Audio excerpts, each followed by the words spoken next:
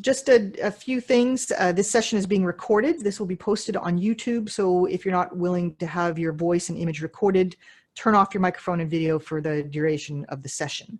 I've muted everyone's microphone to start, as I said, and please leave this off during the presentation. If you want to ask a question, use the raise hand option in Zoom, and I'll call on you when the speaker is ready for questions. You can unmute your own microphone then to ask your question, or if I notice that you haven't unmuted it, I'll unmute it for you. Alternatively, you can go over to the DecisionCamp live sessions channel on Slack and type your question in there, and I'll read them directly from there. Now, we're encouraging all of the speakers, both in these pre-Decision Camp sessions and also during the main event later this month, to go to the Slack channel after their presentation to ask any unanswered questions, but also just to participate in the conversation. I think there's lots of opportunity for people to exchange ideas there. Now, if you're finding that the video panel is obscuring part of the presenter's shared screen, you can turn the video panel off for your view of it or change it to the side-by-side mode. There's some options near the top of your window. If you just float your mouse up near the top of the window, you should be able to change that so you can see the entire screen. Now, for Carole-Ann as the presenter, you have your video set off. And as I discovered yesterday during the recordings, that means that the recording will just capture your entire shared screen and won't capture any video window on top of it. So that's probably the best view during presentation mode. So I think we're all ready to go. I'm going to mute myself, and Carole-Ann, just go ahead. Thank you, Sandy. Hi, everyone. I'm Carole-Ann Berlioz with Sparkling Logic, and I would like to share some of my experience with rules writing. I've seen a lot of projects, a lot of ways of designing business rules. And one thing that I come across quite often is the way we capture the final decision. And not necessarily that it's just a yes or no or a single thing. It might be a complex decision, but the way we organize our projects to make decisions.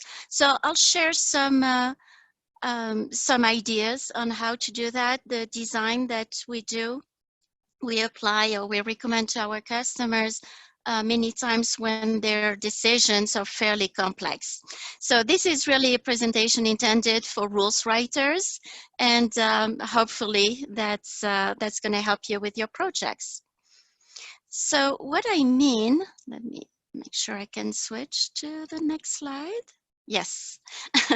What I mean by making decisions is deciding, let's say we're putting together an underwriting application. In the end, we need to know if the person is declined or referred or approved, and there might be more options to go with that. A lot of projects I see are a little bit like fruit sorting in a way, in the sense that we see an apple and we say it's a good apple, it's a bad apple, it's a small apple, you know, whatever that decision is as we go. But typically those underwriting projects, and not just underwriting, but many types of business projects are more complicated than that, because there might be some reasons to make it good and some reasons to make it bad. And when we directly set up the decision as we go, saying the status is going to be approved or declined or referred as we go, we might miss this bigger picture. The risks that I see is that you have to think about the order in which you apply your business rules. And if you set your rule to just say this person is referred, you might be overriding a standing decision of declining that person. So you do have to think about the order and how to pick that winning decision in the end. One of the anti-patterns that I've seen very often in projects, I'm going to go over a couple of different anti-patterns that I've seen, and I don't like them too much. So I apologize if you've done that in the past. But the reason I don't like those patterns is that they really put a lot of pressure on the rules writer to put the rules together. And I think rules writers are smart enough to do it right the first time around, but there is the next day and there is the next month and there is the next year. And in that time frame, this knowledge that is not necessarily explicit might disappear.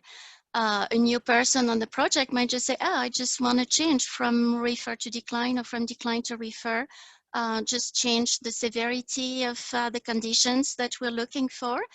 And as a result, that could break down that initial design. So the first one that I see quite a bit is about sorting rules. It could be sorting your rules, as different rule sets. If I have a rule set that will decline, all of my rules for decline will be in there, and I have a rule set for referring, and all of my rules for referring will be in there, or a bunch of rule sets in one way or the other. But the problem is that it will force you to move your rules around if that action changes. And it happens. The way we were looking at medical conditions before COVID and after COVID might be different.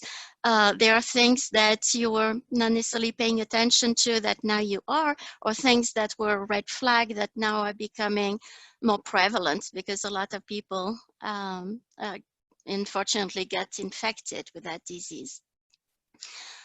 So whatever the reason might be, those actions might change over time, and you don't want to be in the business of moving your rules physically. You want to have them all together. So let me show you an example so that we can see in action what I mean. So I've created very simplistic projects. In this project, I'm pretending to be doing underwriting for an insurance, an auto insurance company. So I'm going to look at driver information. I'm going to look at vehicle information. I'm going to make a final decision. In these, so here I'm looking at James is my first test case. I have 100 of them in this project. And I just want to start writing rules. At this point in time, I have some placeholders, but I don't have the rules yet. So let's say I don't have a business license to do business in Louisiana, where James is located. I'm going to write a rule real quick. Let me show you the rule being created as I'm going to use the point and click. So if I want to write a rule for the state, if the state is Louisiana, as it is, let me scroll down. My final decision, which is currently approved, that's the only rule I have to say if I have not made a decision, I'm going to approve it. I can just select and say this decision is going to be declined for the time being, and this is my action for this rule. And now I can execute, and hopefully James is going to be declined, and that is working well. Let me take a look at the dashboard. Oh, I'm going to resize things. Give me just a second. There you go. So that you can see how many people have been approved, how many people have been declined, and that's my standing decision. But if I add another decision, let's say for all the vehicles, I want to have a manual review so that we can ask the right question to see if it's a collection car or if it's, sorry for the expression, a piece of crap. And that might have an incidence on the way you want to underwrite. So here the car is 1958. Let's say I want to say 1958 or before. If that is the case, I don't want to decline necessarily. I may want to just refer that person. So I will make it referred as an action. And obviously, this is going to override. And now, James, that should have been declined because he's not in a state where we have business, is being referred. So that's what I mean by overriding the standing decision. Obviously, you could move things around and say, I want my vehicles rules first. But then if you add the rule for number of accidents that's going to refer, it doesn't matter if vehicles is before driver. You will have to move all of your refer together, all of your decline together. So that's the reason why I'm not a big fan of this type of organization. I don't want to bash people that are doing it. I'm guilty of doing it in demos because it's very easy and simple to explain. But once you get into a real project, you want to maybe have more sophisticated logic going on. The other anti-pattern I want to, or I've seen in real life as being used is using a stop flag or continue flag, whatever you want to call it, but some flag to say if I've made a higher decision, you know, if I'm declining, I don't need to go any further and I don't need to know what are all the reasons why, then I just want to have a way to tell the rules once this rule applies, then don't look at anything else, we're done. Unfortunately, it does create a lot of maintenance because you have to think about it for every single rule. Is this decision important enough that I need to stop, or is it something that I want to continue looking at the rest? And then you might need to have rules that will say, if I'm a decline and I'm applying, I will stop. But if I'm not a decline, if I'm a refer, I want to see if I'm stopped first, and then I will make my refer decision, but I'm not going to stop because I want to let another decline decision execute. Just phrasing it seems slightly complicated. Obviously, it's not rocket science, but it requires that the rules writer, once again, thinks about those things every single time a new rule is added into the system. And that is the one thing I really don't like in those projects.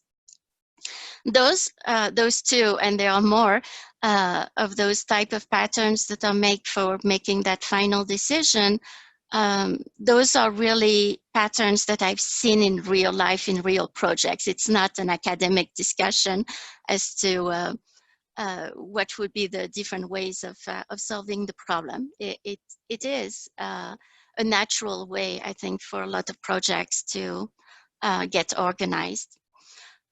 What we have done with our customers to help them with this problem is to collect all of the decisions that may apply as intermediate decisions, so that we don't care about the order in which the rules are being executed, which one comes first. Nobody's overriding anything. We're just collecting all of the point decisions that are made by all of those rules or all of those decision steps in the project. And then we can very clearly establish what is the logic to make the final decision in the end. So let me update our project so that we can do that. So obviously, before I do it, I do need to add our decision outcome and our intermediate decision outcome. And obviously, there are many different ways of organizing. I'm just going to do something simple. I'm going to add a subsection into our decision outcome. Let me collapse so that we can see it. Now we have this new section. I will call it intermediate decisions. And this one will have, let's say, a status, and let's say as well a reason. Obviously, I don't want just one. This time, I do want to have a collection of them. I don't want just one value. I want an unlimited number of values. And now I'm ready to make those intermediate decisions.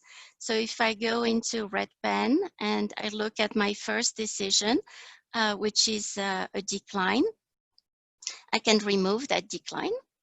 And I can say instead, the decision I'm going to make is not to look for one, but to add one of those intermediate decisions. And I can say I want to add my decline decision for this one. And I want to add a reason that's because of the driver rules. Obviously, I could say, you know, more specifically, it's about state eligibility or whatever. But now we have added 1 point decision. I can do the same for the old vehicles, remove the refer here, add a refer there. Hope that's a good thing. I have only 2 rules to worry about. Referred, and it's because of vehicle, oops, I'm missing my V. Vehicle rules, there you go. And now, obviously, if I execute, I don't have a final decision being made other than my approve rule. But I can see that all of those point decisions, let me put down the red pen so that we see them. We can see that all of the point decisions have been collected, and I just need to add a final decision in here. So I can add a rule to decline. And well, let's do it with red pen. It's going to save me a few seconds. So in order to decline, I'm just going to look at the list of intermediate decision. If I have at least one, if any of my intermediate decision is a decline, then my final decision is going to be a decline. And obviously I'm going to cheat. I'm going to copy and paste to make it faster. So I'm going to copy below for a refer, and this one was, oops, what did I do? I made it as a condition, not as an action. So here, I just need to turn it as an action, and this one as well. I was trying to go a little bit too fast, but I want to change that to referred, just cheating to not have to open the dialogues. Oops, referred. And now the only thing I need to worry about is the order of this final decision. Just because I need to make only one decision, I will define what's the hierarchy of those. I will make it exclusive so that only one of the rule will execute. And decline is a higher level decision than refer or approve. So if I find at least one decline, I will decline. If not, and I find at least one refer, I will refer. If not, then I will approve. And you might have many different things in between. And that allows you not only to make this final decision, but you could say, if I find a decline, I want to take the top 3 decisions, why, to document, or just one, or all of them. You can also say that, for example, I don't have a decline. I actually have 10 refers. So maybe there is a point where 10 refers will turn into a decline. You know what I mean? You can really have more logic around those point decisions and how they work together. So now if I execute, obviously we'll go back to our decline decision for this person. So let's go back to our slides. So this is really a very simple paradigm, but that is something that's working very well for very large decisions. I've seen underwritings with, you know, close to 5,000, 10,000 rules and many, many different reasons to decline, to refer, to change the risk level, if you will, in a similar fashion. Where this can be used very effectively. So the benefit is that you don't have to maintain undisclosed logic, all these hidden, unsaid logic about what's the order in which the rules need to execute, what's the stop flag that is in the project, when do I add it to a rule, when do I not add it to the rule. This is really the one thing I want to avoid the rules writers that I work with and to have to deal with.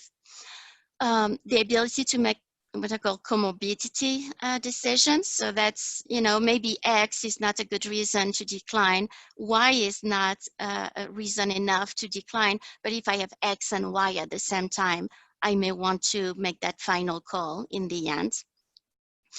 And you have total control of the reason code. I didn't show it, but I did speak to it in terms of saying what are all the reasons why we're declining or referring, and being able to, if it's an adverse letter that you have to produce, you may want to collect all of the decline decision that came into play. If it was a refer, maybe you just need the top 3 reasons why, or vice versa. So whatever is the way you want to justify that you made that final reason, you have all of the decision points, those intermediate decisions in your hand to be able to make that decision. So that's a simple pattern, but very powerful. And, you know, strangely enough, too many use those anti-patterns that I mentioned, and some others that I've seen as well. So with that, I would like to turn it over to you if you have any questions. Great, Carole-Ann. Thanks very much for that.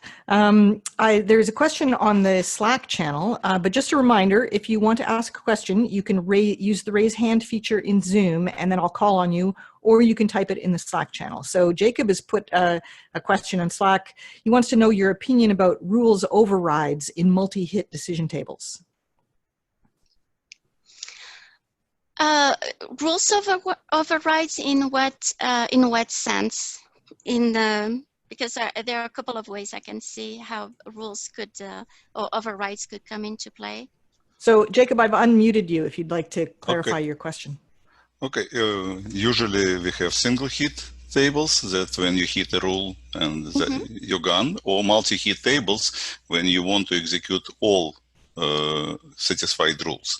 Yes. And in this case, rules, for example, if your multi-hit table allows you to go from executing top-down order, then rules down in the table can override previously defined rules. Exactly. So they can partially solve these problems, but anyway, when you have, let's say, more than 1,000 rules and tens of them could override each other, and then you have these troubles with order. So it basically relates to the problem you discussed. Yes, exactly. And that's why I do recommend this pattern, especially in that case, because you want to know what are all the hits. And sometimes a decision table can be in this exclusive mode, like we used in the end for the final decision, which means that the very first one that you encounter is going to be the one. So if there is so on one end, if there is a hierarchy of those rules, and you know the first one is the most severe, and then it goes down, you can use this exclusive mode, and that's the one hit you were talking about.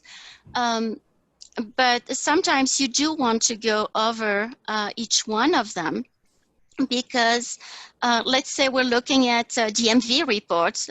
There is no guarantee you will have only one ticket or only one accident.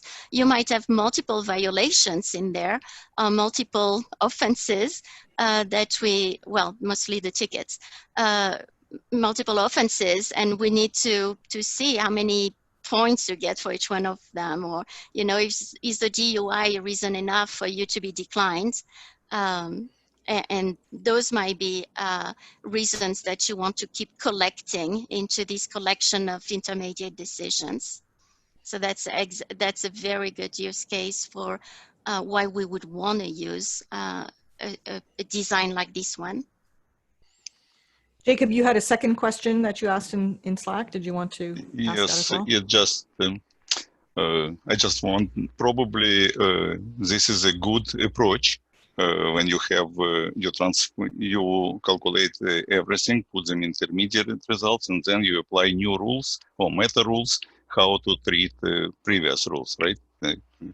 Treat them like exclusive, or calculate 5 intermediate referred, and they would become decline.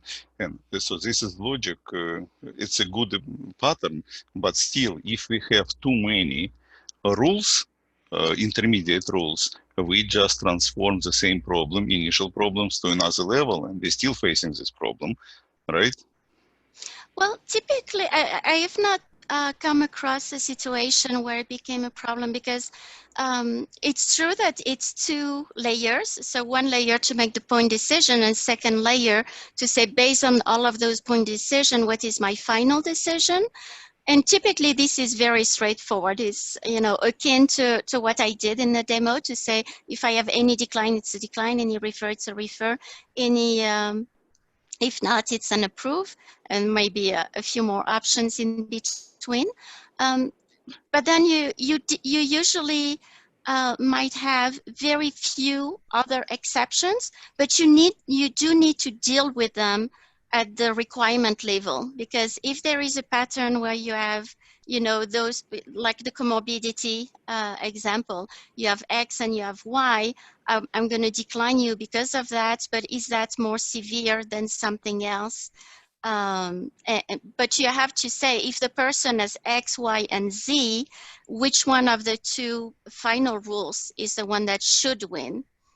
And you can be very specific, maybe X and Y in your GMV report is going to be winning, but you know, A and B on a different report will create a comorbidity, but at a lower level.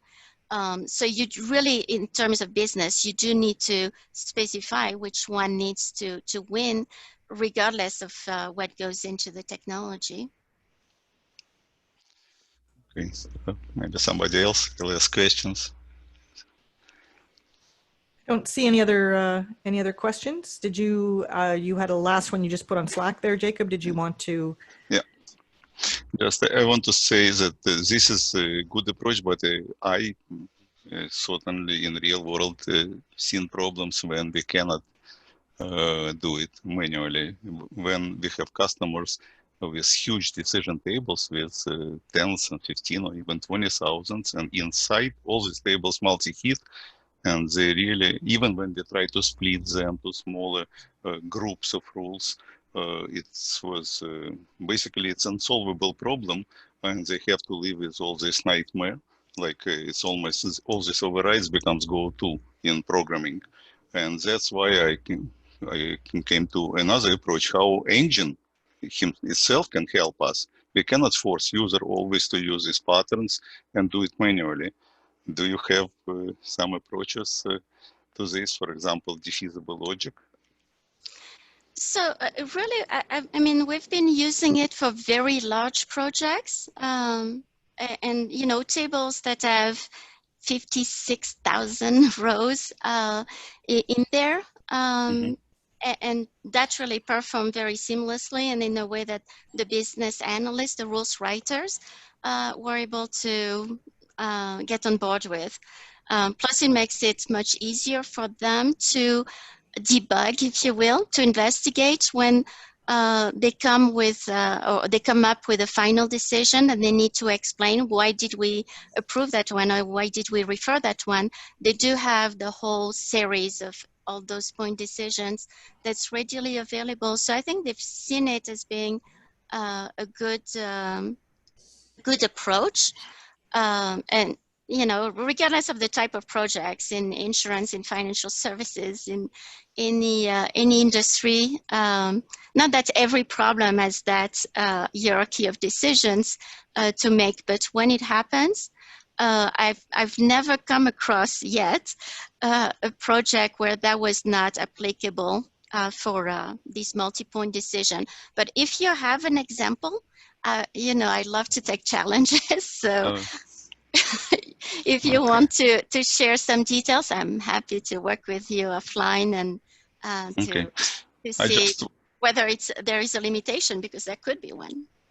No, I really appreciate, and this is what you're just suggesting, these anti-patterns and how to resolve the problem, and it works in many practical situations, but people in this domain always discuss these problems, and we know it's not final decision. And if you remember, we had this discussion, it was Mark Proctor who initiated this discussion, and at the same time we tried to implement the feasible logic. I just put a link to this. It was discussion, it was not final solution. When we have rules, some rules contradict to other rules, and we have to resolve these contradictions, it's even more complex problem.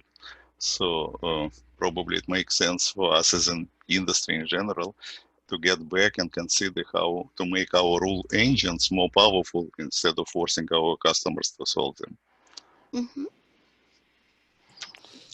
Okay, good discussion. We're at the 30-minute point, so I think we're going to wrap up. Thanks to everyone for attending the session. The recording is going to be available on YouTube, and I'll post a link to it in the Slack channel. So if you want to watch the replay or pass it on to to anyone else. And if you have any further questions for Carole-Ann, just type them in the Slack channel and be sure to use @ and then Carole-Ann, so then she'll get a notification that she has a question. So you can see that there. All right, that's it for now. Thanks Thank to you. everyone for attending, and we'll see you next time. Thank you.